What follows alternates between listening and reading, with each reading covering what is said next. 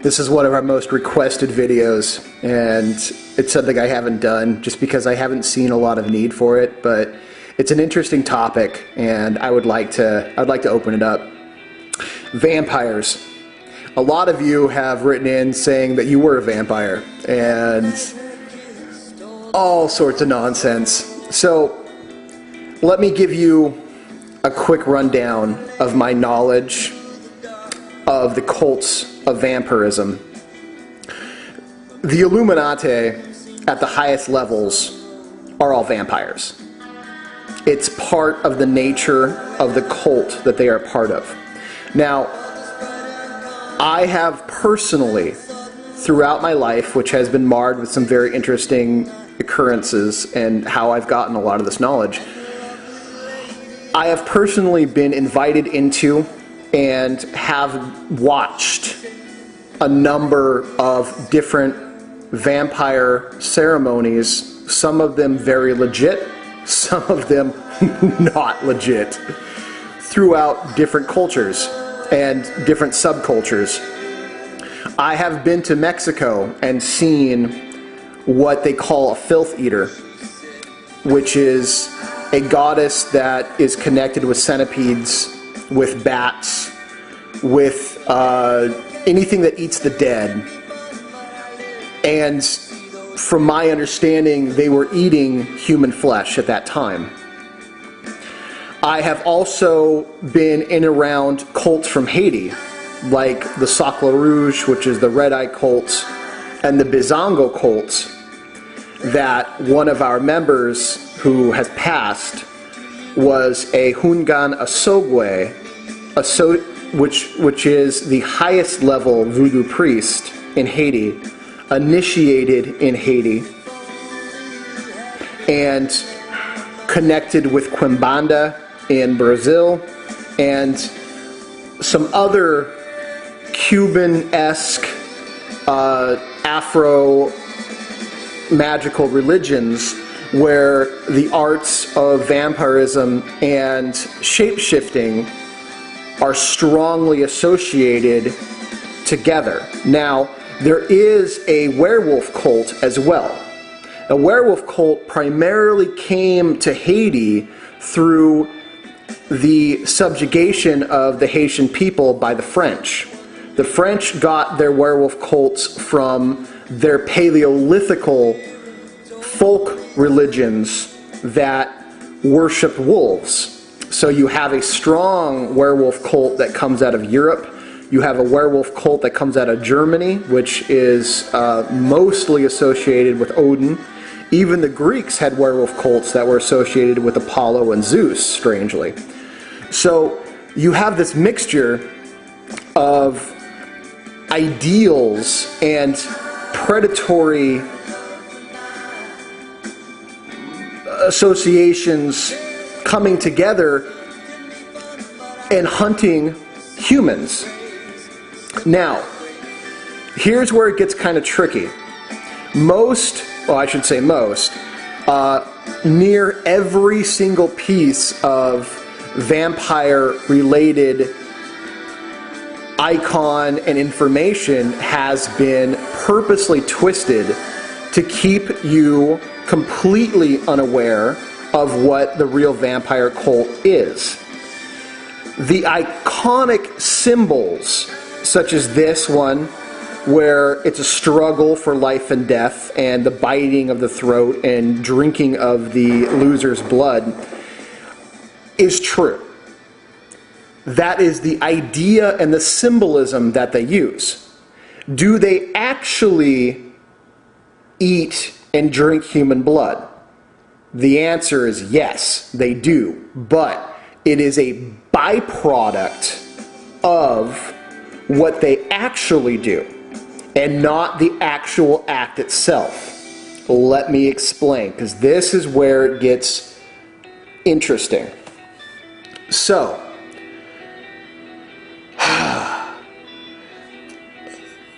the oldest vampire cult that I personally know of, and Wendigo cult, actually, There is an Algonquin Indian that I know who has introduced me to the Wendigo cult, and this is very similar to a combination of vampiric and werewolf cult. It all basically is the same process. The oldest vampire cult that I know of comes from Spain. Now, this is just my own personal information and from what I've actually been involved in, have actually seen, and at one point had an invitation to join. I turned them down. The vampire cult that I knew of relied on a base of alchemical procedures of astral travel. So when you see the coffin is actually a place of death. Now, it is viewed as the death of the physical body. Old alchemists see it as the flask, or they would put gross physical matter inside the flask and let it rot. Same with the vampire cult. The vampire cult believed that you could lay in a dark place and go into such a trance that your heart would literally slow down to the point of being catatonic. This is very, very similar to the same idea of the alchemist giving up need for the physical body. What happens at that point is, because your awareness leaves your physical body, you are released into a spiritual awareness. Now, the vampire cults use this as sort of the gas or mist that trails out of the coffin. That's why vampires are said to be able to turn into mist. The alchemists use this as the gas being released from the rotting vegetable or gross physical matter from within the flask. There's lots of symbolism of seeing an alchemist screaming his last breath inside the flask as his body dies, and a spirit rising up out of his mouth. This is an alchemical procedure for astral travel. That's really where the similarities end. In the vampire cults, or even werewolf cults, once you are in the astral body, you then use an ideal. Now, a lot of the vampire cults used bats or anything that had a biting, hunting mentality. And they would shape-shift their bodies, or their astral bodies, into this winged, because you had to fly, so they used wings, fanged, because you had to bite, so a bat worked really well for this, creature that would fly the night, or the astral world, which generally appears to be sparkly like the stars, and you would find the spirits and souls of other living beings to feed on. And when you fed on them, you would gain their physical vitality, their strength, their spiritual, not physical, but that did lead to your physical strength. You would drink from them, you would hunt them, attack them. Usually they're in a catatonic state. Most people are fully unaware of what their astral bodies are doing. That's why they're said to be able to mesmerize you, because your astral body, for the most part, for most of you, just kind of like stumbles around the astral plane and doesn't know what it's doing. And it gets eaten, gets sucked on. But not like right now, but there are times where things will attach themselves to you, and when they knowingly attach themselves to you and they're eating you, that is part of the vampire cult. Okay? They train themselves to go out and drink the life force from astral entities, or astral humans, or humans in their astral body. And they bring it back, and they go back into their bodies, and they download that energy they gotten into their own vitality, into their own strength, and use it for their magical workings. Okay?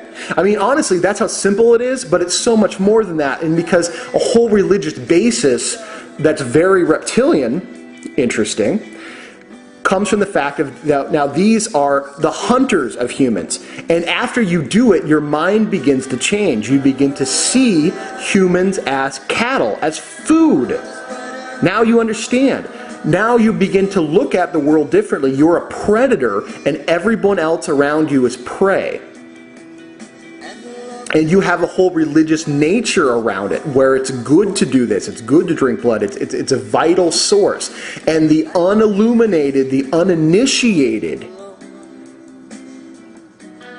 is your prey.